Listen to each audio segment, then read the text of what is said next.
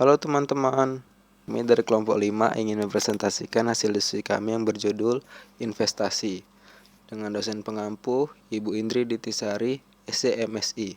Sebelum masuk ke materi, kita perkenalan terlebih dahulu ya.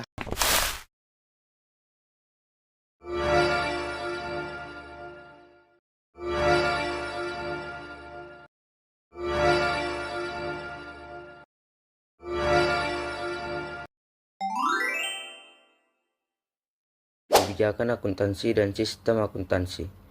Pertama itu kebijakan akuntansi. Di kebijakan akuntansi kita akan membahas tentang definisi, pengakuan, pengukuran, penilaian atau penyajian, dan pengungkapan. Yang kedua itu sistem akuntansi. Di sistem akuntansi kita akan membahas pihak-pihak terkait, dokumen yang digunakan, dan jurnal standar. Definisi dan klasifikasi pertama. Investasi merupakan aset yang dimaksudkan untuk memperoleh manfaat ekonomi, yaitu bunga, dividen, dan royalti, atau manfaat sosial, sehingga dapat meningkatkan kemampuan Pemda dalam rangka pelayanan kepada masyarakat. Investasi dikategorisasi berdasarkan jangka waktunya, yaitu investasi jangka pendek dan investasi jangka panjang. Definisi dan klasifikasi 2. Pertama, investasi jangka pendek. Investasi jangka pendek adalah investasi yang dapat segera diperjualbelikan atau dicairkan dalam waktu 3-12 bulan. Digunakan untuk tujuan manajemen kas. Investasi jangka pendek berbeda dengan kas dan setara kas.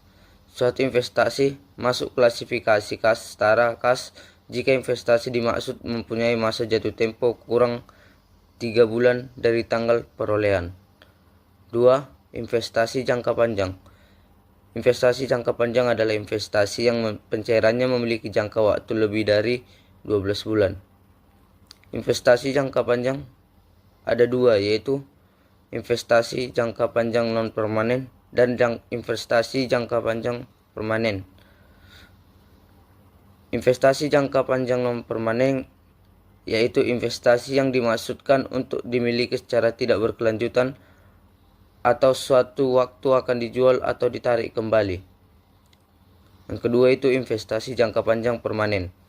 Investasi jangka panjang permanen adalah investasi yang dimaksudkan untuk dimiliki secara berkelanjutan atau dapat ditarik kembali.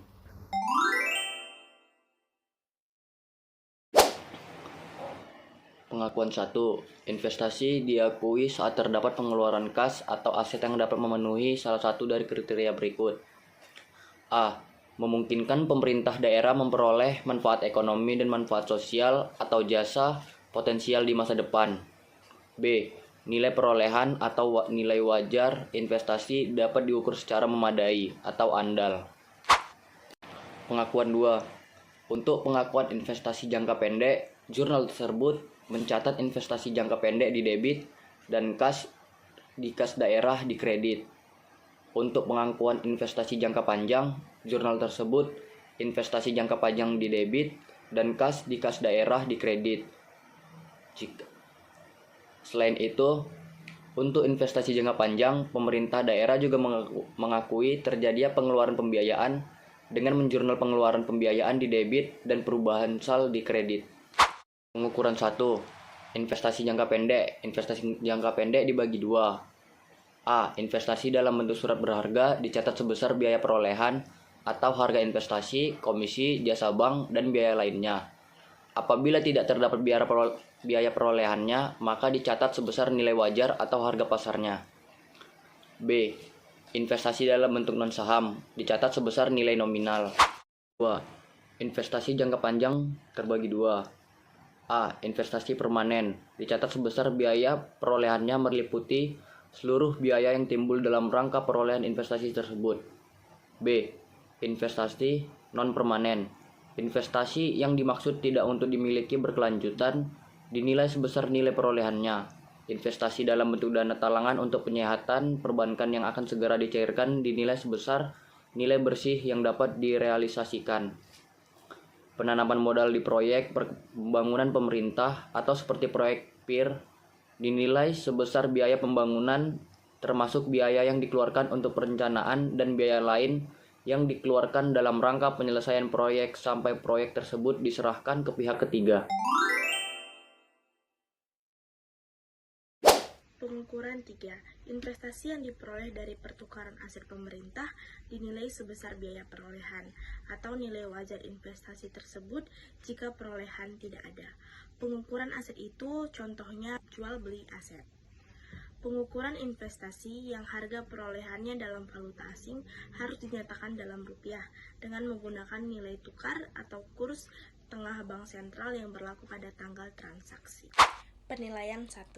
Penilaian investasi pemerintah daerah dilakukan dengan 3 metode.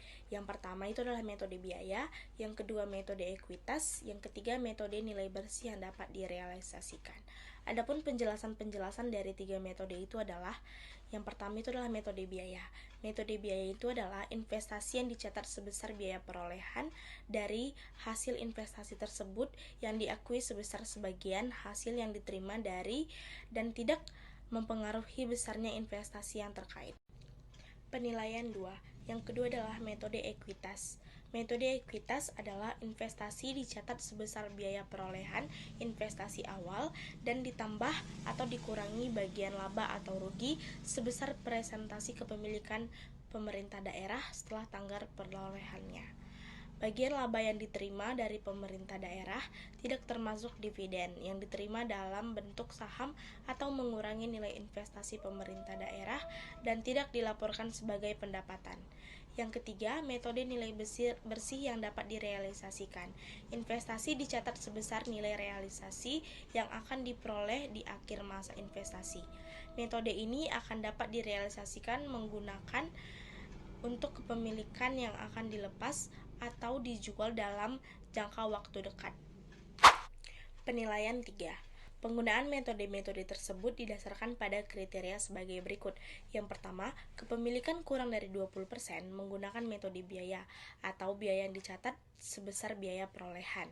Yang kedua, kepemilikan 20% sampai 50% atau kepemilikan yang kurang dari 20%, tetapi memiliki pengaruh yang signifikan yang artinya kontrol menggunakan metode ekuitas. Yang ketiga, kepemilikan lebih dari 50% itu menggunakan metode ekuitas.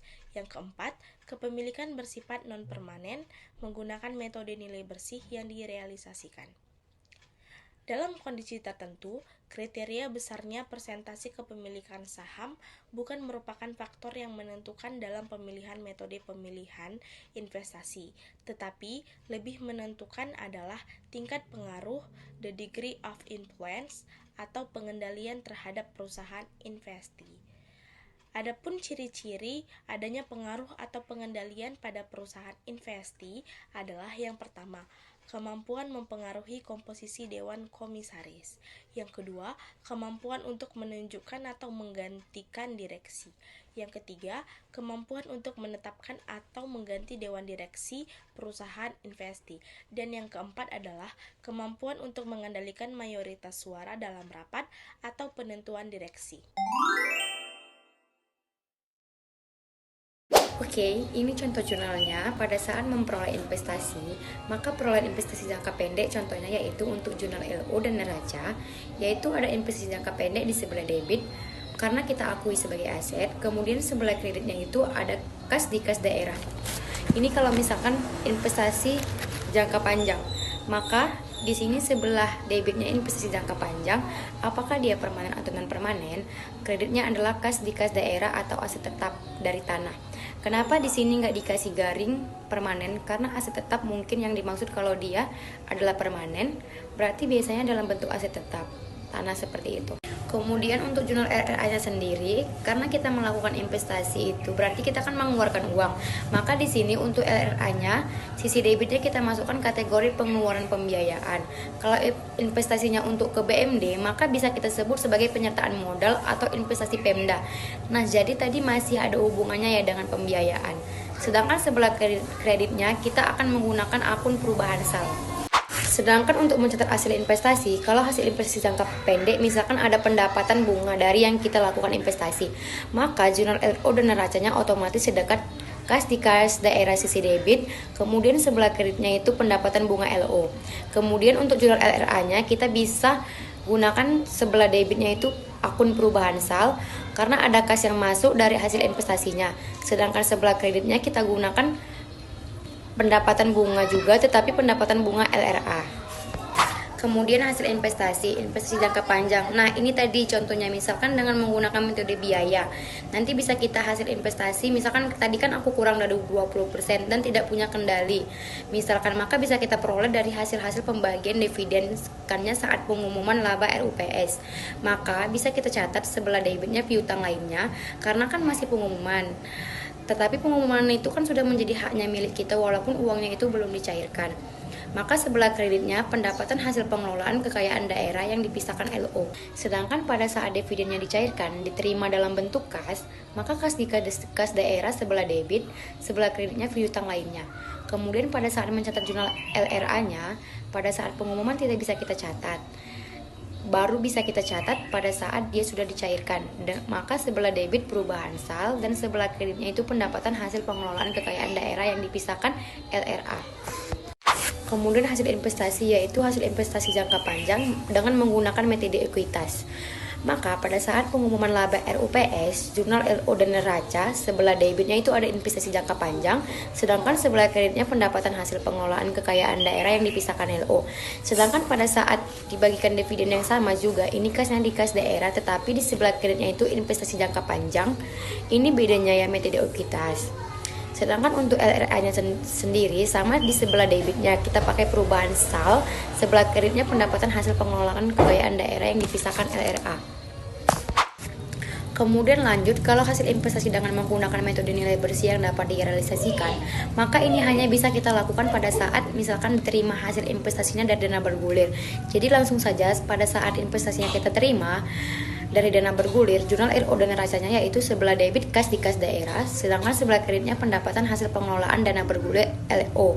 Sedangkan di LRA-nya, karena ada kas yang masuk, maka kita catat pada akun perubahan sal di sebelah debit dan sebelah kreditnya lain-lain PAD yang sah dan pendapatan bunga dana bergulir LRA. Seperti itu ya pencatatan dengan metode realisasi nilai bersih. Nanti perhatikan saja contoh-contoh apa nama-nama akunnya. Kemudian kita lanjutkan yang terakhir, misalkan pencairan investasi atau istilahnya divestasi. Jadi, pencairan investasi jangka pendek berarti ya investasinya kita jual, berarti sebelah debit kas di kas daerah, kreditnya investasi jangka pendek. Sedangkan kalau dia jangka panjang, ya berarti di sini kreditnya ada investasi jangka panjang. Sedangkan jurnal LRA-nya berarti karena kita menjual investasi, maka perubahan sal di debit dan kreditnya penerimaan pembiayaan dari penyertaan modal atau investasi Pemda. Jadi ini misalnya kita punya saham, nah sahamnya kita jual, maka seperti itu pembiayaan yang masuk. Sekian presentasi dari kami kelompok 5. Semoga materi yang disampaikan dapat bermanfaat untuk kita semua. Jika ada kata-kata yang salah, mohon dimaafkan. Atas kesempatan dan perhatiannya kami ucapkan terima kasih.